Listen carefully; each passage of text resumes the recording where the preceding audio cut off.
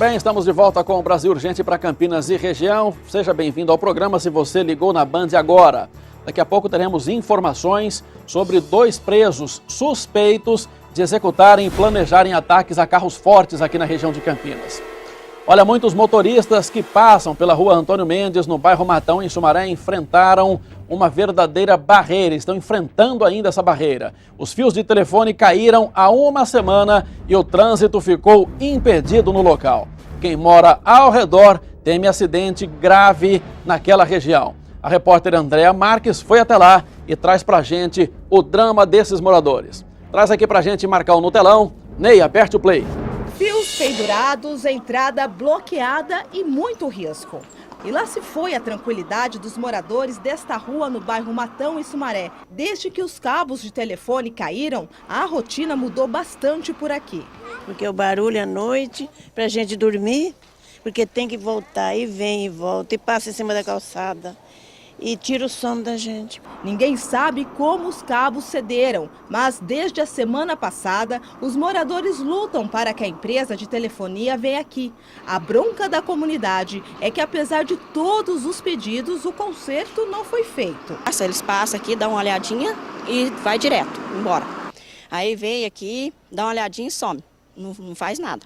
A rua Antônio Mendes é bastante frequentada por carros e pedestres. 2 linhas de ônibus que faziam um trajeto Campinas-Sumaré também passavam por aqui. A parada de ônibus mudou e irritou os passageiros. Agora tem que andar mais. Ele passa direto aqui a avenida porque não tem como ele passar vir diretamente. Complicou. E não são só os passageiros que têm tido trabalho. Desavisados, motoristas passam e são surpreendidos com a situação da rua. Todos são obrigados a retornar. E eu achei que estava resolvido, por isso que eu estou passando aqui.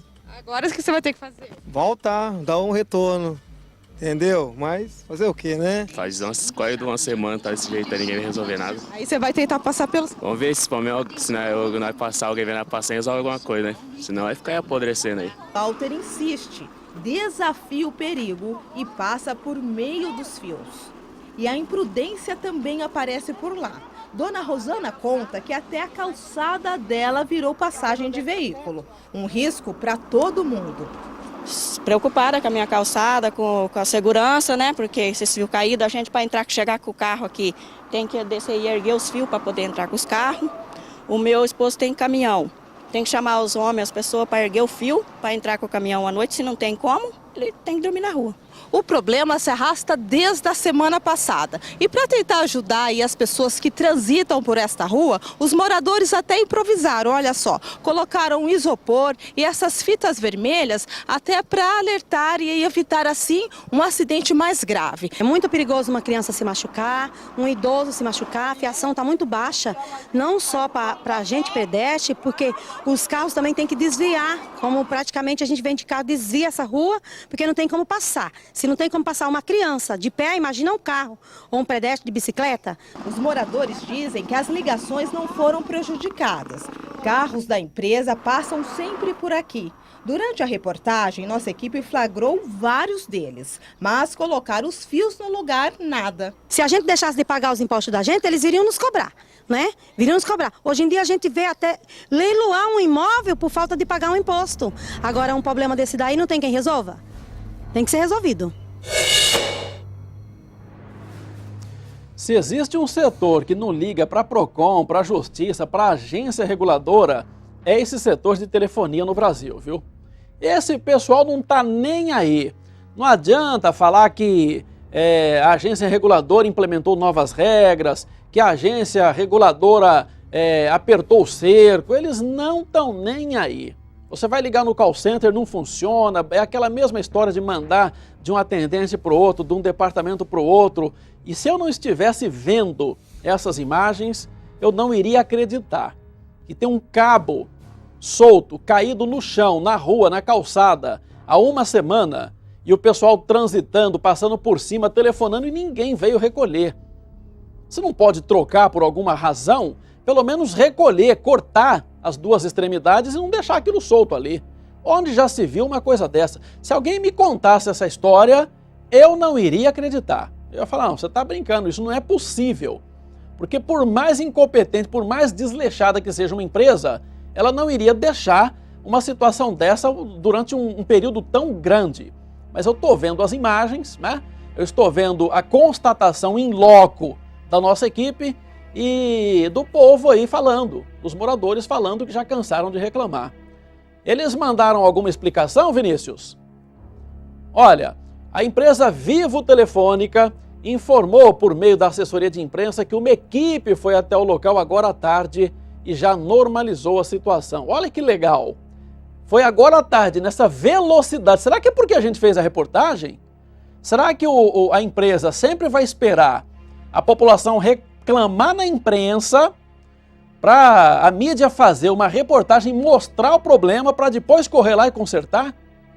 Será que não seria mais fácil ter feito isso no primeiro telefonema da população, que é claro que ligou lá? A população não vai ligar para a mídia uma semana depois, antes de ligar para a empresa. Não é possível. E outra, hoje estamos com uma situação já moderna, que tudo é acompanhado com painéis eletrônicos, com sensores. Será que nenhum operador nessa empresa não viu que tinha um cabo caído, que estava alguma coisa sem conexão? E esse monte de viatura, né, esse monte de carro com o emblema, com o logotipo da empresa, que a nossa equipe viu no local, esse pessoal não tomou a iniciativa de resolver isso com mais rapidez? É terrível, viu? Agora uma senhora falou aí no fim da reportagem e ela falou exemplificando tudo. Se você deixa de pagar a conta, mas é de uma agilidade, é de uma competência a empresa que você não tem ideia. Vai no mesmo dia a cobrança. E se você fica sem responder naquele prazo lá que eles dão, já vai outra ameaçando ir para o Serasa, colocar o nome, deixar o nome sujo no SPC.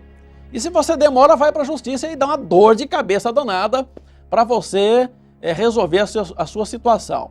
Neste caso, existe uma agilidade. Isso é em todas as instituições do Brasil, públicas e privadas, né? Se você atrasa o pagamento, o sistema arrecadatório funciona, que é uma beleza. Isso é na Receita Federal também, na Receita do Estado, viu? Que tem um péssimo atendimento, a Receita Federal também. O que acontece? Se você atrasa, se você falha alguma coisa, a cobrança vai, a malha fina pega, aquela coisa toda. Mas se você precisa esclarecer alguma dúvida, se você precisa de algum papel, pegar alguma coisa para apresentar para alguém e vai nesses departamentos, aí você, meu amigo, está enrolado. É a mesma coisa o setor de telefonia. Se você precisa de alguma coisa, experimenta ligar lá e falar que o seu telefone está mudo. Experimenta ligar lá e falar que você quer trocar o plano.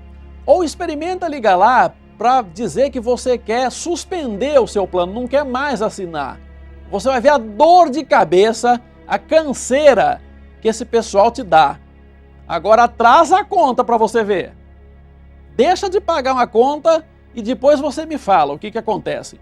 Então já está na hora da Agência Nacional de Telecomunicações, a Anatel, começar a enquadrar esse pessoal melhor. Já está na hora das autoridades começarem a achar brecha. Porque é o seguinte, sempre o advogado que vai defender algum malfeitor, ele consegue brecha na legislação e consegue êxito. Mas o engraçado é que o poder constituído nunca consegue uma brecha em benefício da sociedade. Isso é uma coisa que irrita, viu? É uma coisa que tira o sono.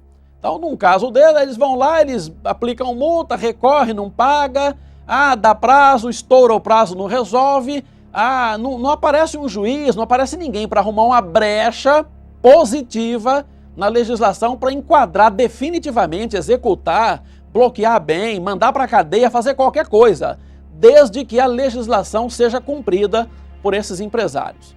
Isso é uma coisa que ainda precisa ir longe. O Brasil que começa a acordar, a população brasileira que começa a sair às ruas de forma organizada e sem cores partidárias, começa a realmente perder a paciência com os desmandos públicos. Quem sabe a população, nessas indas e vindas, nesses protestos, começam também a chacoalhar essas autoridades para que haja maior agilidade na hora de processar e punir esse pessoal que teima em não cumprir a legislação. Bom, olha, tem outro assunto importante aqui, uma audiência, a Justiça de Campinas Houve nesta tarde Denis dos Santos, de 18 anos. Ele é apontado como coautor do assassinato do engenheiro agrônomo Sérgio Záquia, que é irmão sobrinho dos donos da fábrica de chapéus Cury. O crime aconteceu em fevereiro deste ano, durante uma tentativa de assalto. O repórter Felipe Pereira está acompanhando esse caso e tem pra gente outras informações. Muito boa, Felipe.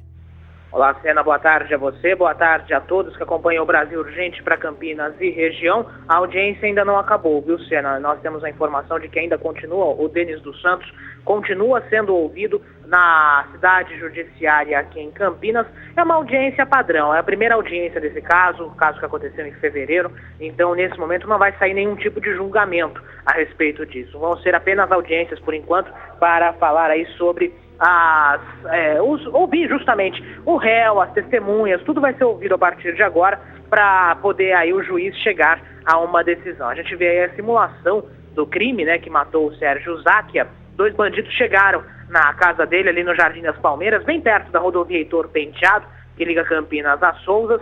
Eles tentaram no primeiro momento abordar a mulher de Sérgio Záquia.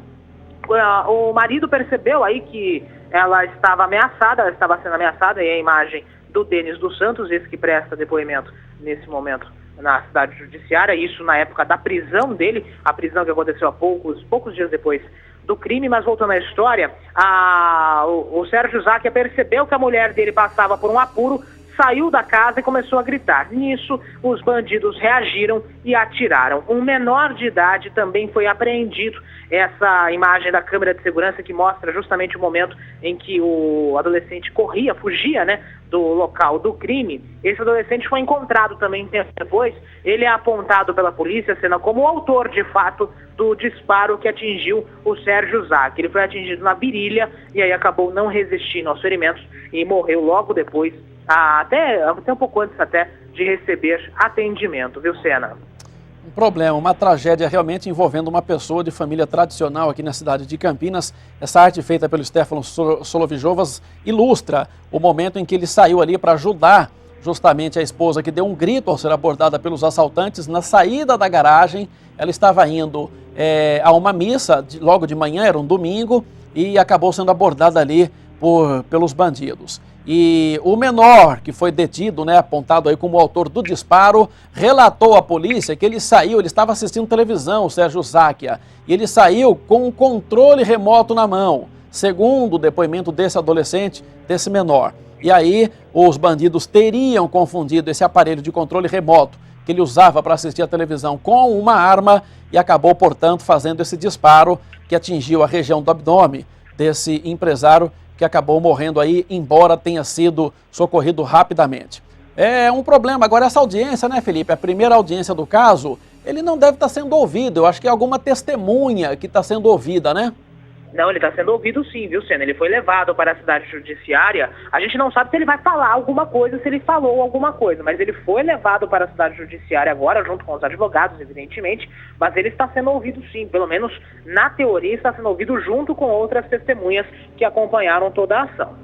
Eu compreendo. Então, portanto, como ele é acusado, né, ele é acusado de coparticipação, não foi ele que fez os disparos, então acaba sendo de alguma forma réu no caso, está sendo, portanto, ouvido pelo juiz, né, com os promotores e os advogados ali de defesa, justamente para que haja continuidade desse procedimento até a decisão mesmo, o julgamento.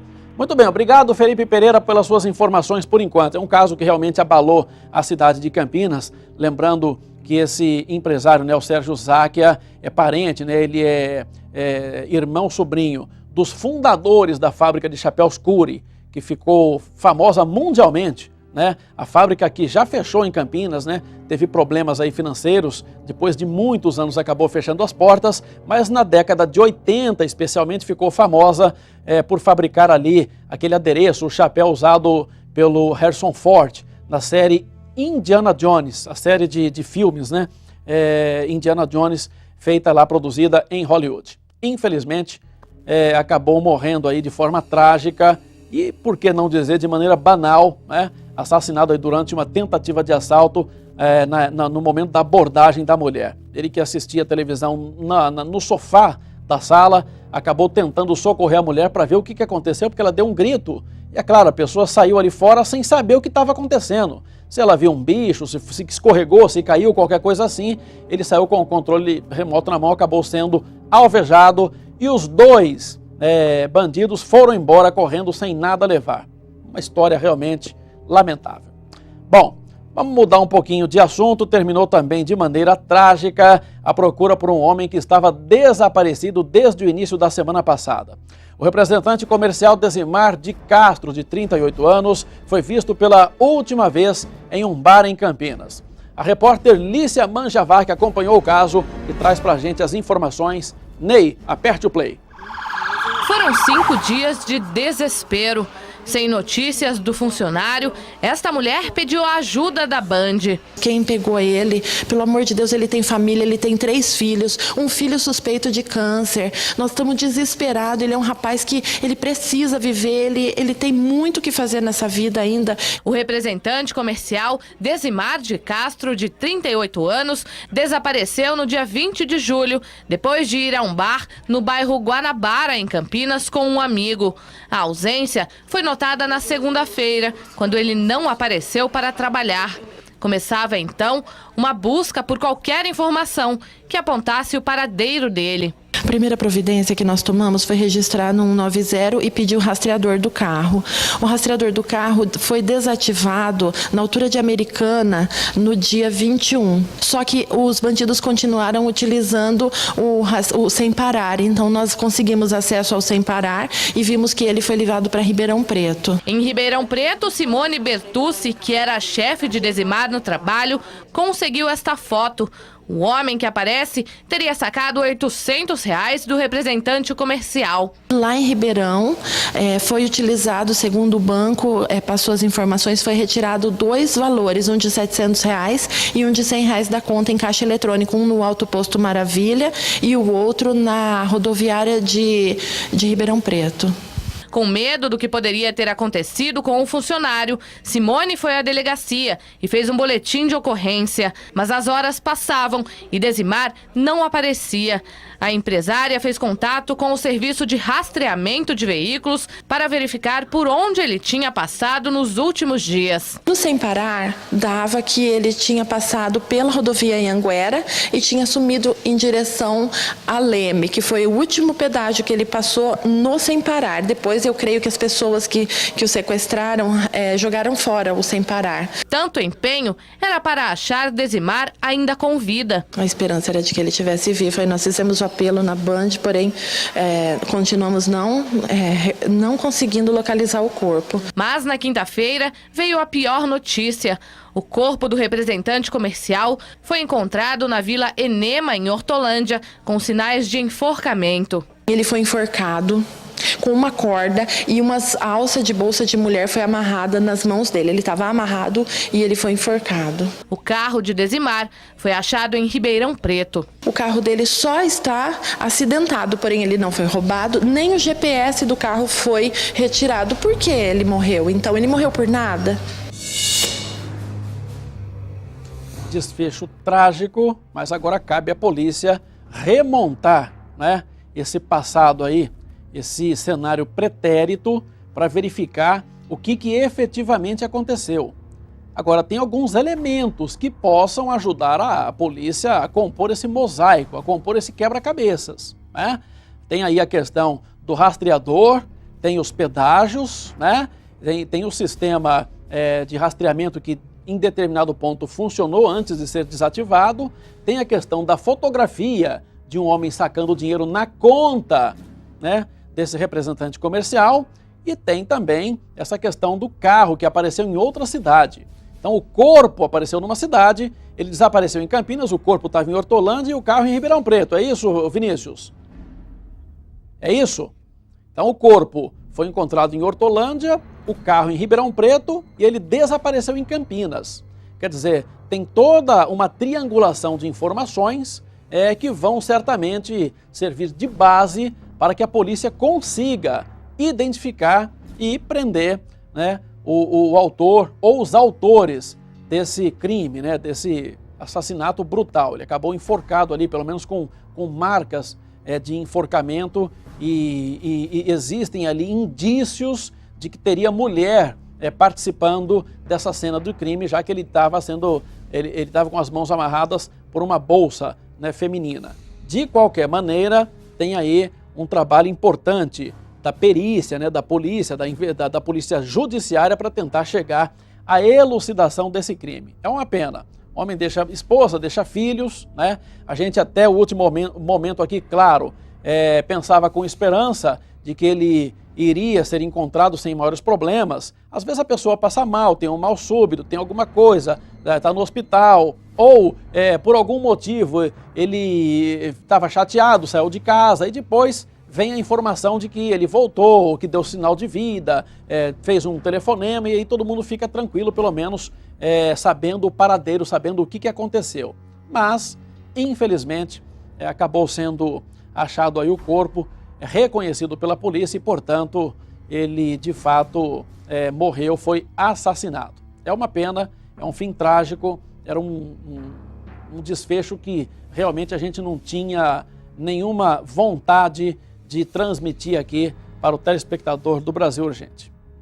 E olha, Desimar vivia em Minas Gerais e ele veio morar em Campinas com o objetivo de conseguir uma vida melhor, para ele, claro, e para a família.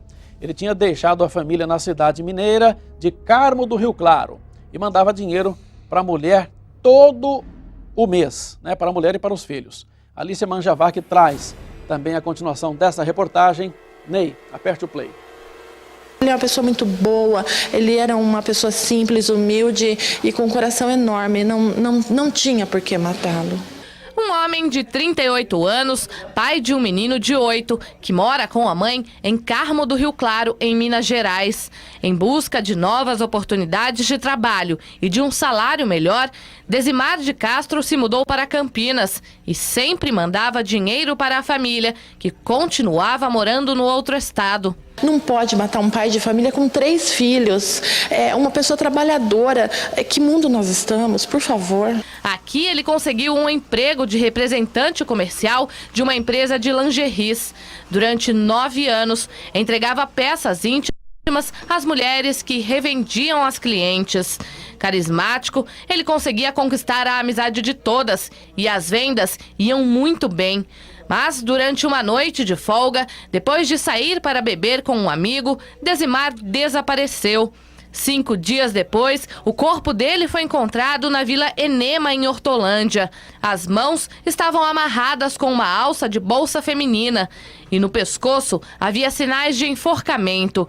Para a polícia, Desimar pode ser envolvido com uma prostituta, já que no rastreador do veículo dele conta que ele passou por bairros de Campinas onde há pontos de prostituição. Você acredita que ele tenha se envolvido com alguma pessoa errada? Eu creio que sim. Eu creio que ele estava no lugar errado e que alguém se aproveitou disso. Na empresa onde a vítima trabalhou durante 4 meses, ninguém consegue entender o que aconteceu. As clientes dele que nós estamos visitando agora choram. A gente tem que, às vezes, ficar 20 minutos, 30 minutos consolando as pessoas, porque ele tinha um relacionamento de 8 anos com cada uma. Não existe uma pessoa que não gostasse desse homem aqui.